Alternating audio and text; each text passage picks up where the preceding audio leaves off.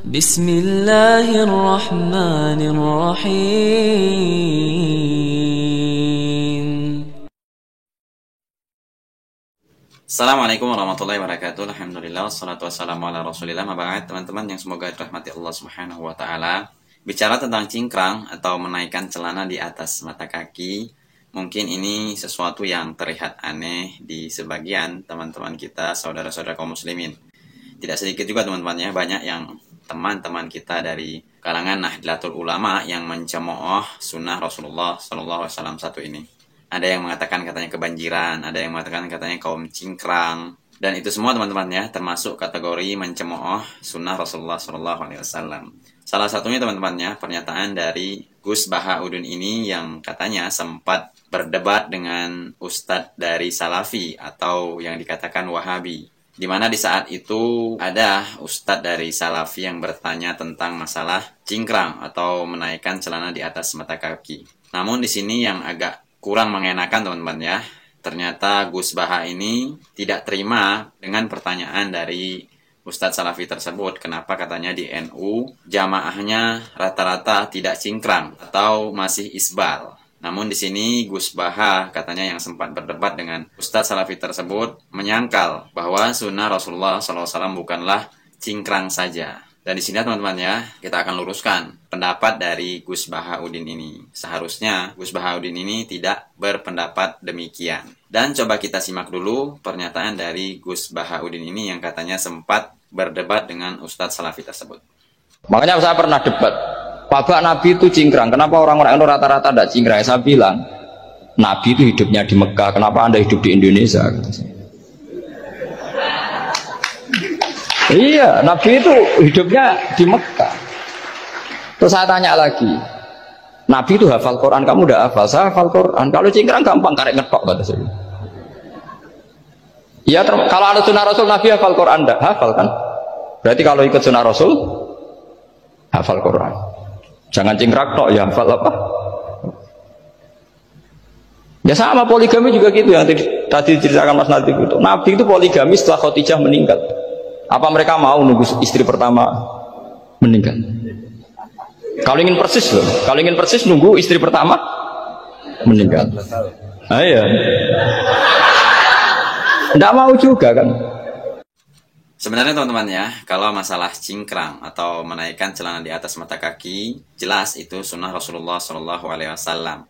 Bahkan di dalam sunnah Rasulullah SAW satu ini terdapat ancamannya. Dan banyak sekali hadis-hadis Rasulullah SAW yang mengancam apabila orang tersebut menurunkan celana di atas mata kaki atau sarung lah atau izar atau semisalnya. Dan seharusnya Gus Bahauddin ini yang ilmunya sudah tidak diragukan lagi, seharusnya tidak berpendapat demikian. Karena seharusnya teman-teman ya, kita sebagai umat muslim itu apabila ada perintah dari Rasulullah SAW, maka sepatutnya kita tunduk dan patuh. Dan apabila kita belum sanggup untuk mengerjakan sunnah Rasulullah SAW tersebut, maka seharusnya kita diam dan tidak banyak komentar. Seharusnya seperti itu, bukan malah menafikan dengan sunnah-sunnah Rasulullah yang lain. Di antara pernyataan dari Gus Bahauddin tadi yang mengatakan katanya harus hafal Al-Quran. Kenapa harus dibandingkan seperti itu teman-temannya? Ya kenapa tidak diam gitu lah apabila ada perintah Rasulullah SAW yang belum bisa kita lakukan. Seharusnya seorang mukmin itu seperti itu. Apalagi ini Gus Baha adalah seorang ulama yang tentu saja ilmunya sudah tidak diragukan lagi. Dan mengenai masalah cingkrang ini teman-teman ya, atau menaikkan celana di atas mata kaki, itu memang ada perselisihan di antara para ulama. Namun di dalam perselisihan tersebut bukanlah sesuatu yang untuk kita permainkan, karena di dalamnya banyak sekali ancaman-ancaman bagi orang, baik itu sombong ataupun tidak sombong, menurunkan celana di atas mata kaki tersebut. Di antaranya pendapat dari Imam Nawawi rahimahullah yang disyarah oleh Syekh Utsaimin rahimahullahu ta'ala. Dan ini teman-temannya akan dijelaskan oleh Ustadz Mujiman, yaitu Ustadz dari Muhammadiyah. Di sini sengaja saya tidak mengambil pendapat dari Ustadz Salafi, karena mungkin ada sebagian teman-teman yang agak alergi lah jika saya mengambil pendapat dari Ustadz Salafi, dan sengaja saya akan menampilkan Ustadz dari Muhammadiyah menjelaskan tentang masalah isbal ini. Ini dia videonya. Terkait hukum isbal, Di dalam kitab ini ada perbedaan pendapat antara penyusun hadis yakni Imam Nawawi dengan pensyarah hadis yakni Syekh Shalih bin Utsaimin. Penyusun hadis ini menyebutkan bahwasanya wa tahrimu isbal, diharamkan isbal, diharamkan untuk menurunkan kain di bawah mata kaki ala sabilil khuyala, jika karena sombong. Wa karahatuhu min ghairi khuyala, dan makruh jika tidak karena sombong. Jadi Imam Nawawi menyebutkan bahwa isbal atau memanjangkan kain di bawah mata kaki itu hukumnya haram jika karena sombong, dan hukumnya makruh jika tidak karena sombong. Itu menurut Imam An-Nawawi rahimahullahu ta'ala. Dalil yang dipakai adalah dalil sahabat Ibnu Umar, semoga Allah subhanahu wa ta'ala meridhoinya, dari Nabi sallallahu alaihi wasallam. Beliau bersabda, man jarra thawbahu khuyala, barang siapa yang menjulurkan kainnya karena sombong, lam yangdurullahu ilaih, Allah tidak akan melihat kepadanya yaumal qiyamah, pada hari kiamat. Faqala lahu Abu Bakrin, maka sahabat Abu Bakar berkata, ya Rasulullah, inna izari yastarhi, sesungguhnya kainku, bahasa Jawanya melotrok, melorot, bahasa Indonesianya apa? Ya, turun. Sesungguhnya kainku turun. Illa anta'ahadahu, melainkan memang harus berusaha kuat untuk mempertahankan kain tidak turun. Faqala lahu Rasulullah sallallahu alaihi wasallam, maka Rasul bersabda, innaka lasta mimman yaf'aluhu khuyala, engkau tidak termasuk orang yang melakukannya karena sombong. Ini dalil yang dipakai oleh Imam An-Nawawi, bahwa haram jika sombong dan makruh jika tidak karena sombong. Lalu bagaimana pendapat pensyarah hadis ini, yakni Syekh Shalih bin Utsaimin? Kemarin sudah kita sampaikan, beliau berpendapat bahwa baik karena sombong atau tidak karena sombong sama-sama haram. Jadi menurut Syekh Utsaimin, bahwa isbal atau menjulurkan kain di bawah mata kaki itu hukumnya haram, baik karena sombong atau bukan karena sombong. Dalilnya apa? Dilihat dari akibat menjulurkan kain di bawah mata kaki. Kalau karena sombong, maka akibatnya ada 4. Kalau tidak karena sombong, akibatnya ada 1. Jadi kalau kita isbal, menjulurkan kain di bawah mata kaki, yang disebut kain di sini adalah bisa sarung, bisa celana, bisa jubah, apapun yang dari atas ke bawah, maka itu termasuk dalam cakupan hadis ini.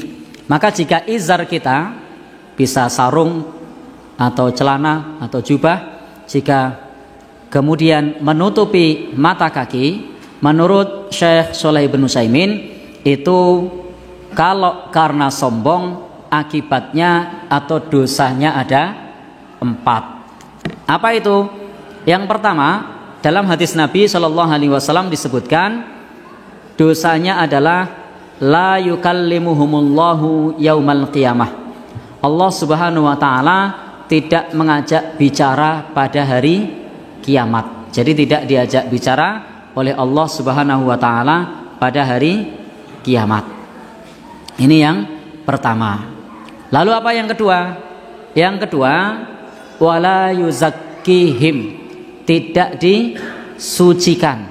Pertama tidak diajak bicara, yang kedua tidak disucikan. Kemudian yang ketiga, walahum adzabun alim.